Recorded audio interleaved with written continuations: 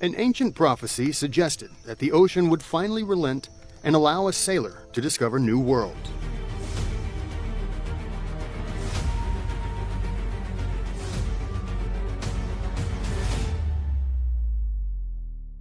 A single piece of wood, that's it.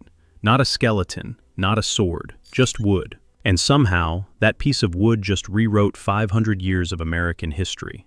For 1,000 years, the story of European contact with America began and ended with Christopher Columbus.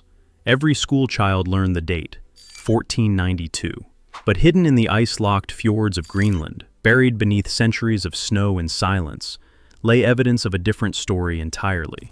Not a story of discovery, but of persistence. Not a single voyage, but hundreds of crossings. Not chance, but necessity. Here's the thing. The headline says 350 years, 3.5 centuries of Norse boots on American soil.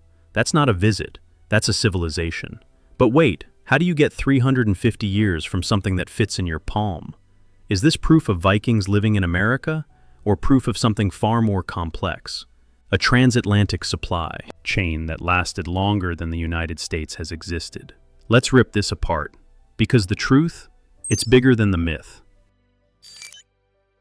Before we talk about America, we need to understand why Vikings crossed 400 miles of killer ocean in the first place.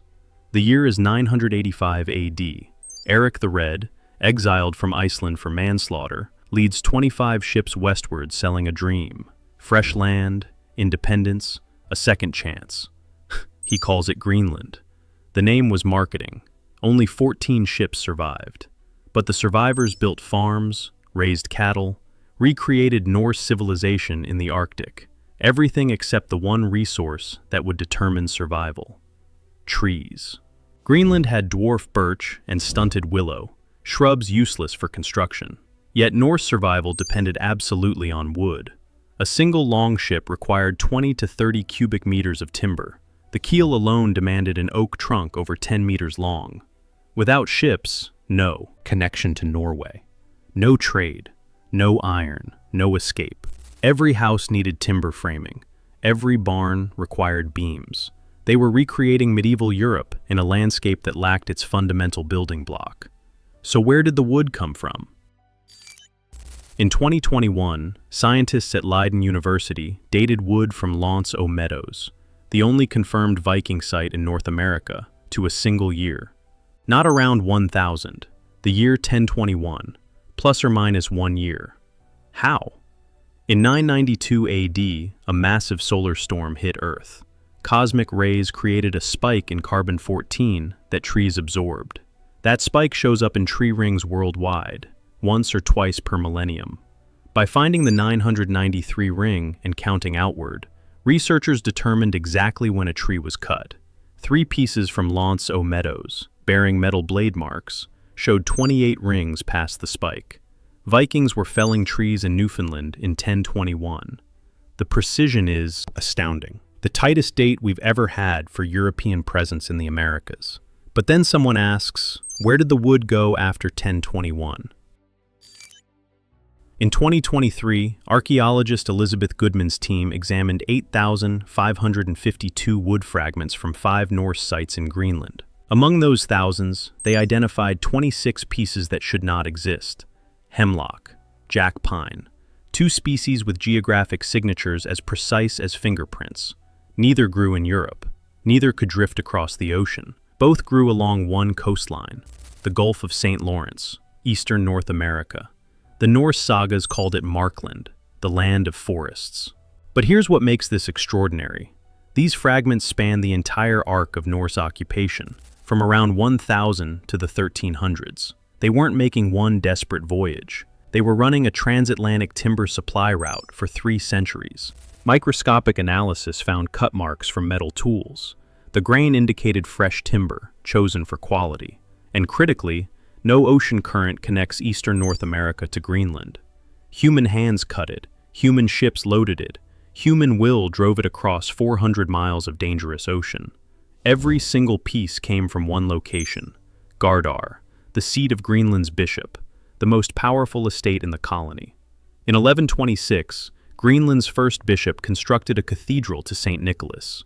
a 27-meter cross-shaped church with stained glass and a bell tower. The first cathedral built in the Americas, 366 years before Columbus. This wasn't some struggling outpost. This was power. And power meant access to resources others couldn't obtain. North American timber was a luxury good, reserved for elites who could finance expeditions across the Davis Strait. The wood fragments don't cluster around one period. 3 pieces date to around 1000 AD. 7 come from the 1200s, 1300s. Routine, repeated, systematic trips for 300 years. In 1347, Icelandic annals record a ship arriving in Iceland after being blown off course. The crew, 17 men, explained they'd sailed from Greenland to Markland to gather timber, but storms drove them north. This wasn't news because Vikings reached America. It was news because a ship got lost. By 1347, 347 years after Leif Erikson's voyage, sailing to America for wood was routine enough that only the navigational accident was noteworthy. Now we separate 2 questions. Question 1. Did Vikings maintain contact with North America for 350 years? Answer: yes, the wood proves it. Question 2. Did Vikings live continuously in America for 350 years? Answer: no. The archaeology proves they didn't. At L'Anse aux Meadows, the record is clear. 800 artifacts, capacity 4, 30 to 90 people, occupation 3 to 10 years. Not 3 centuries. No cemetery, no trash mounds, no rebuilding layers. L'Anse aux Meadows wasn't a failed settlement. It was never meant to be permanent. It was a base camp, a lumber camp. The 350 years number conflates 2 things: Greenland's lifespan, 465 years, and America's role as a resource zone, 327 plus years of timber runs. The sagas explain. They called indigenous people Skraelings. Encounters were brutal. Around 1004 AD, Thorfinn Karlsefni brought 60 men, 14 women, livestock to colonize Vinland. His wife Gudrid gave birth to Snorri, the first European child born in the Americas. For a brief moment, success seemed possible. Then it collapsed. After a native warrior was killed, hundreds attacked. Leif's brother Thorvald took an arrow and died. Within 3 years, evacuation. No permanent settlements after. But timber runs continued for centuries. The Norse didn't need to live in America. Just cut wood and leave before winter. Let's address the claim that DNA from wood proves Vikings stayed 350 years. The truth: no lab has extracted Norse genetic material from wooden artifacts in North America. Not from the 2021 study. Not ever. The 2021 breakthrough used dendrochronology, tree ring dating, not genetics. So, DNA proves 350 years. False. But modern Icelanders carry 1 to 2% Native American DNA. Haplogroup C1e. Arrived around 1000 AD. Someone crossed the Atlantic in the other direction. That's proof of sustained contact, but not settlement. Around 1350, the Little Ice Age began. Sea ice thickened. Greenland's economy imploded.